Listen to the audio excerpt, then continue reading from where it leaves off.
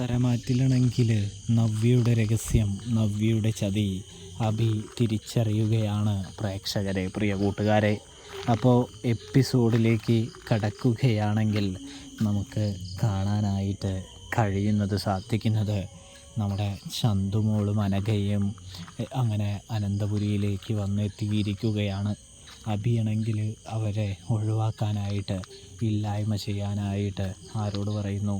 നമ്മുടെ നവ്യയോട് പറയുകയാണ് എന്ന് കാണാൻ സാധിക്കും.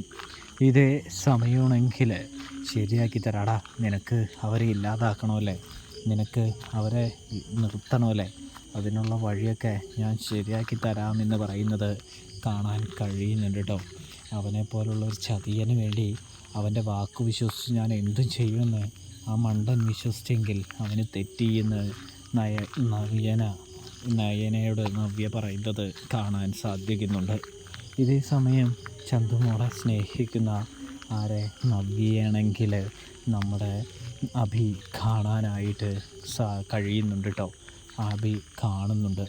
ഇതേ സമയം അഭിയാണെങ്കിൽ ഇവൾ തങ്ങളെ ചതിക്കുകയാണോ എന്ന് ചിന്തിക്കുന്നത് കാണാൻ സാധിക്കും. നവ്യയുടെ മേൽ അങ്ങനെ അഭിക്ക് സംശയം വരികയാണ് എന്ന് കാണാനായിട്ട് കഴിയും.